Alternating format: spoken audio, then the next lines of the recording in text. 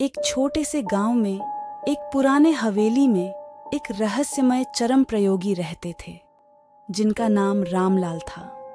प्रति शाम बिना किसी विलंब के रामलाल अपना जादू शो करते थे जिसमें गांव वाले आश्चर्यचकित होकर उनके शो का आनंद लेते थे। एक नास्तिक शाम जब रामलाल अपने शो की शुरुआत करते हैं तो उनके चारों ओर सन्नाटा छा जाता है। अपने कपड़ों के साथ ताजगी के साथ उन्होंने घोषित किया, महिलाओं और सज्जनों, इस शानदार अंधविश्वास का सामना करने के लिए तैयार रहें। रामलाल ने अपनी छड़ी ऊंचाई पर उठाई और जोरदार संतोष से बोला, देखिए, यहाँ एक अद्भुत गायब होने की कला का दृश्य देखेंगे। समय बदलता था और हर मिनट में बढ़ता हुआ संवेदनशीलता का माहौल महसूस होता था।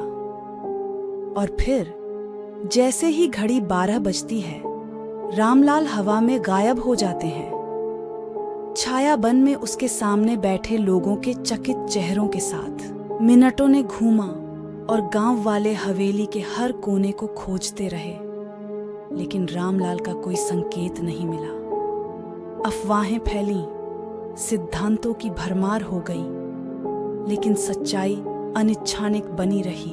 दिनों बीते, हफ्तों बीते, लेकिन रामलाल का कोई पता नहीं। और फिर एक बारिशी रात एक छोटी सी लड़की ने हवेली में एक छुपा हुआ कमरा खोजा।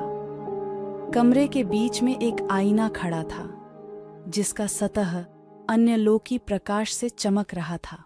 कांपती हुई हाथों से लड़की ने आईने को छूने के लिए बढ़ावा दिया और उस समय ठहरा सा लगा, जैसे कि आईना अपने रहस्यों को उजागर कर रहा हो। जादू के ताकत और समय के बीतने के साथ लड़की ने रामलाल के रहस्य को सुलझाने और उन्हें उनके आध्यात्मिक कारावास से बचाने का संकल्प किया।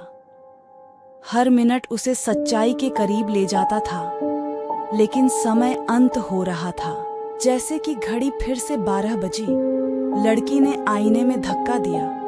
उसका भविष्य रामलाल के साथ जड़ा हुआ था और उस फ्लीटिंग मोमेंट में गांव वाले जादू की ताकत और समय की दिशा को देखकर आश्चर्यचकित हो गए।